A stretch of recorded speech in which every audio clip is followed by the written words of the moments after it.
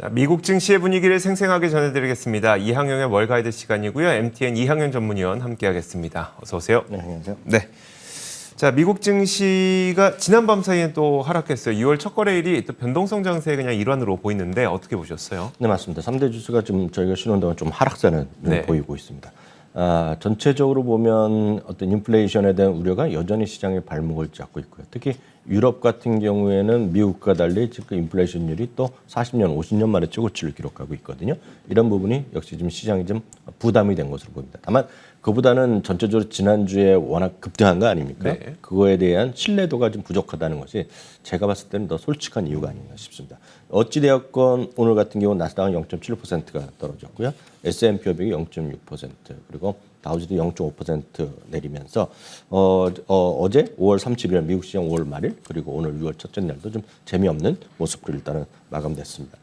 업종별로 보면 오늘 유가가 지금 다시 반등하는 추세를 보이면서요. 에너지 주식만 오늘 유일하게 11개 섹터 중에서 유일하게 상승했고요. 나머지 10개 섹터는 예외 없이 모두 하락한 모습을 보여주었습니다. 말씀드렸다시피 유가는 오늘 장중에 보면 114, 115달러까지 갔었고요. 특히 어제 같은 경우는 잠시지만 119달러까지 치솟으면서 다시 한번 이제 최고 수준까지 도달하려는 기세를 보였고요. 오늘 같은 경우 브렌트 같은 경우에는 118달러 뭐 이렇게 가고 있거든요. 그만큼 유가가 다시 지금 초강세를 보이고 있는 것 자체가 인플레이션이 꺾였다는 주장이 약간은 조금 좀 신뢰도에 좀 훼손을 갖고 있다라고 일단 이해하시면 되겠습니다. 금값은 그나마 좀 다행스럽게 안정을 좀 보였고요. 10년물 금리도 소폭의 어떤 반등세를 이어가고 있습니다. 물론 이것이 3.2% 수준의 직전 최고치를 갈지에 대해서는 여전히 의구심이 많지만 전체적으로 금리가 올라가면서 모기지 금리, 미국에서 모기지 금리 다시 급등세를 보이는 것도 일단 시장의 분점이 되겠습니다. 미국 달러도 그러다 보니 미국 달러도 소폭의 좀 반등세를 보이고 있습니다. 다만 경제 지표 중에서는 ISM 제조업이 지난달보다 좀 아래로 나올 것으로 우려됐었는데요. 의외로 발표된 것은 전망이 54.5였는데 55.1이 나왔고요. 지난달에 55.4보다도 높게 나온 것은 그나마 지금 호재로 인식할 수 있겠습니다. 한편 종목별로 보더라도 지난 5월 달에 가장 많이 올라갔던 것들은 소재 쪽입니다. 소재나 에너지 그런 것들인데요.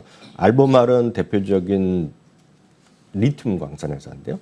지난달에 가장 많이 올랐던 주식 중에 하나거든요. 7.8%가 떨어졌고요. 모자이크도 지난달에 상당히 강했던 것들인데요. 이것도 오늘 6.3% 떨어졌고 금융주도 오늘 하락했습니다. 한편 애플과 마이크로소프트는 좀 각각 좀 혼조세를 보여줬습니다. 애플은 마이너스 0.1, 마이크로소프트는 0.2%가 올라갔습니다. 테슬라도 2% 정도 하락한 것이 오늘 특징주가 되겠고요. 아마 많은 분들이 관심 있는 분들이 아마 아마존에 관심이 있을 것 같아요. 왜냐하면 아마존이 지난 3월이었네요. 한 주로 이제 20주로 나누는 주식 분할을 하기로 결정됐고 그 이후에 주가는 18%, 19% 정도 떨어졌습니다. 물론 더 많이 떨어졌었는데요. 이게 딱 다음 주입니다. 다음 주 월요일이죠. 6월 1일부터 아마 여러분 6월 1일 잔고를 딱 보시면 갖고 있는 분들은 한 주를 갖고 계신 분들한테 19주가 더 생기거든요. 그러니까 그런 식으로 이제 여러분 가만히 계시면 여러분들 잔고에 다 계좌의 종목이 바뀔 텐데요.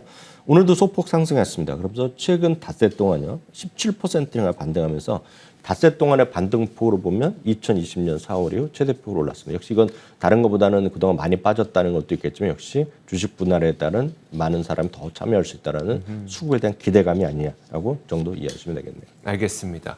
자, 아마존이 5거래일 연속 상승했던 배경까지도 설명해 주셨습니다. 이런 가운데 JP모건 제이미 다이먼 회장이 미국 경제에 허리케인을 대비해야 된다라는 이야기를 했어요. 그래서 투자자들의 심리도 좀 약간 불안하게 만들었는데 어떤 내용이었을까요?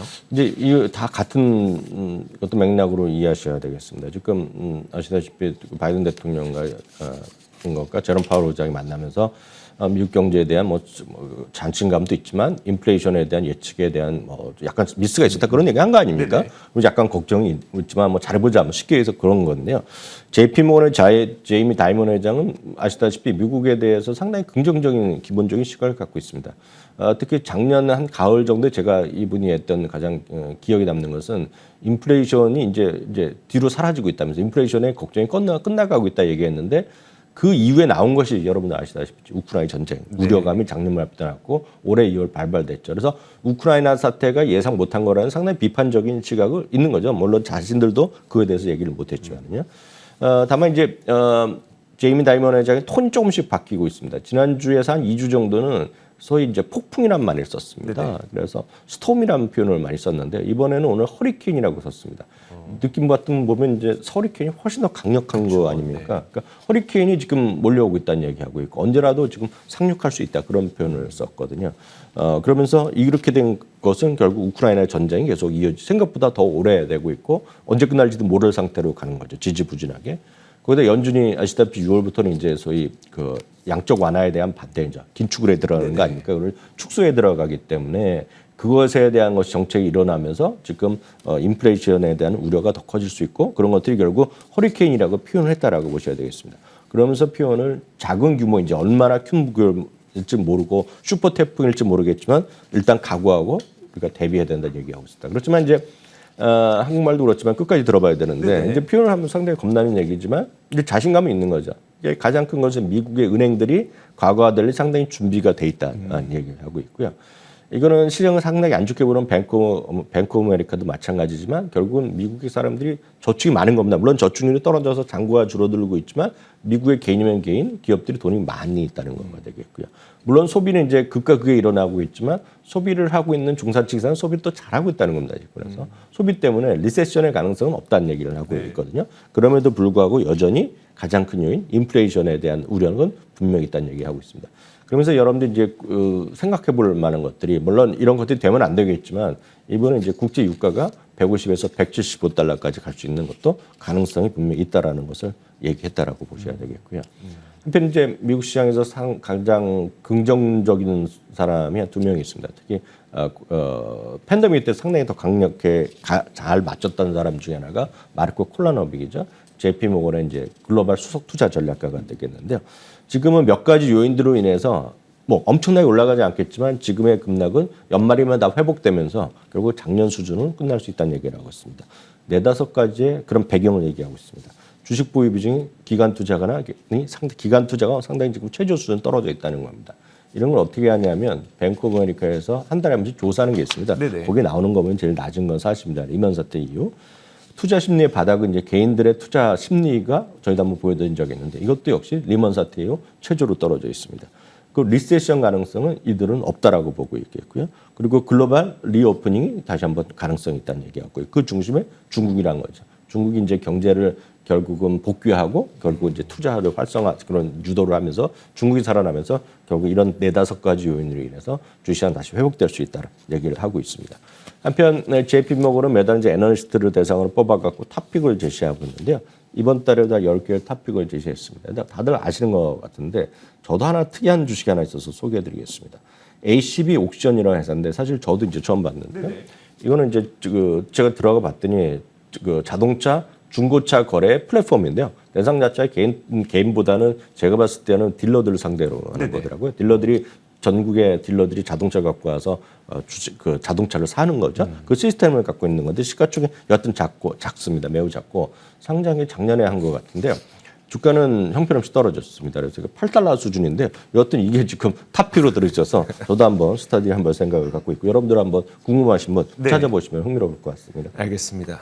참 이런 그 특이한 현상들이 좀 일어나고 있죠. JP 모건의 다이먼 회장은 폭풍 내지는 뭐 허리케인을 대비하라라고 하고 있는데 JP 모건에서 일하고 있는 마르코 콜라노빅은 굉장히 좋은 또 긍정적인 뷰를 갖고 있기도 하고 굉장히 독립적인 그런 움직임들이 계속 일어나고 있습니다. 자, 말씀하셨던 대로 이제 그 탑픽 종목들도 한번 저희가 스터디해보는 시간을 가져보면 좋을 것 같고요. 자, 그 다음으로 5월 증시가 이제 끝났으니까 네네. 5월은 어떻게 끝났을까요? 그 S&P 500과 다우지수는 0.1%로 안 되는 정도 조금 올라갔습니다. 그래서 결국은 플러스는 나는데 일단 만족해야 되겠고요.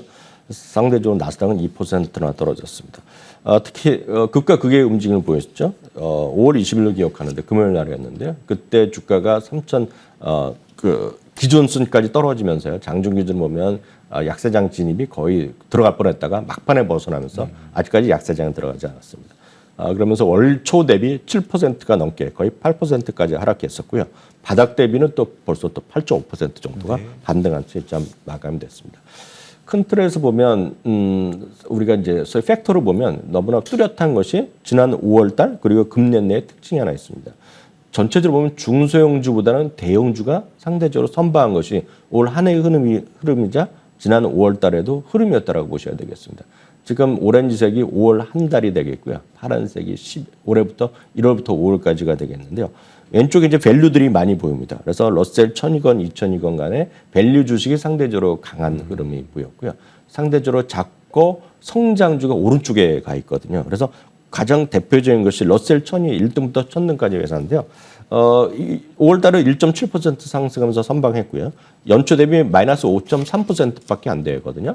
반면에 같은 러셀 1000 중에서도 성장주는 22%나 떨어졌기 때문에 이게 가장 극명하게 가치주냐 성장주냐 이렇게 보셔야 되겠고요. 그런 성장주 중에서도 러셀 2000, 1000등부터 3000등 이 중에 규모도 작고 적자 회사가 많은 것들인데요. 여기들은 더 형편없는 모습을 보여주었습니다. 그렇기 때문에 언제까지 이어질지 모르겠으나 또 흥미로운 것은 모닝스타 같이 상당히 보수적인 집단도 지금 연말까지 보고 내년까지 본다 그러면 소위 작고 중소형주에서 성장주에서도 진짜 한번 너무 형편없이 이익이 나는데 떨어진 것들을 한번 해봐야 되는 것이 아니냐라는 시각도 있으니까 참고하시면 좋겠고요. 다만 그런 것들도 그런 주장이다라고 보셔야 되겠고요. 참고적으로 딱 그런 시각은 마르코 콜로나비도 똑같습니다. 소형주에서도 이익이 나고 있는 그런 것들은 좀 볼 필요가 있다라는 주장도 있다고 보셔야 되겠고요. 큰 틀에서 보면 섹터로까지만 보면 되겠는데요. 금년 들어서요. 대부분 섹터가 3월을 제외하고는 계속 전체적으로 하락을 했습니다. 다만 이제 5개월 중에서 그 다음 그림이 되겠는데요. 4개월이 상승한 거가 에너지 섹터가 되겠고요. 2개월이 상승한 거는 유틸리티, 필수 서비스, 소재 등이 되겠고요. 나머지는 겨우 5달 중에 한 달밖에 오르지 못했거든요. 네. 그래서 그만큼 이번 금년 1월부터는 쉽지 않은 장세가 이어졌다라고 일단 이해하시면 되겠습니다. 네, 알겠습니다. 자, 5월 정리해봤으니까요. 그 끝내기 앞서서 세일즈포스가 실적을 발표했고 또 실적과 함께 10%가량 상승했으니까 세일즈포스의 실적도 한번 짚어주시면 어떨까요? 네, 세일즈포스닷컴은 그 다우지수 안에 포함되어 있는 대표 주식이면서도 상당히 의외에 오늘 발표했기 때문에 관심을 모으고 있습니다. 마크 베니어프 하는 CEO는 상당히 10번을 얘기하면 9번은 상당히 좀 보수적으로 시장을 전망하는 건데 이번에 뭐 매출 이익 맞춘 건 다 괜찮았는데요. 일단 전망 자체가 특히 2분기에도 이번 진행되는 분기에도 눈높이를 맞추지 못했거든요. 그럼에도 불구하고 연간을 보면 매출은 부족하지만 이익에 대한 자신감을 발표하면서 그것이 오히려 마크 베니어프를 그동안 봤던 사람은 이 정도 얘기면 상당히 좋은 거다. 얘기하는 의미로 해석한 거로 이해를 하고 있고요. 또 하나 굳이 말씀드린다면 마크 베니어프도 역시 동참했습니다. 뭐에 동참했냐면 직원들이 이제 뽑는데 좀 더 좀 철저히 하고 조심해서 뽑겠다 이런 얘기를 했거든요. 네네. 그러면서 결국 코스트 컨트롤 한다는 얘기죠. 비용을 잘 컨트롤한다는 얘기인데 그런 것들도 긍정적으로 받아들이면서 오늘 뭐 주가가 10% 정도 상승한 것이 오늘 아마 대표적인 상승 주식이 아닌가 싶네요. 네, 알겠습니다. 자, 이렇게 지난 밤 사이에 있었던 미국 증시의 일들을 아주 자세하게 설명해 주셨습니다. MTN 이항영 전문위원이었습니다. 고맙습니다.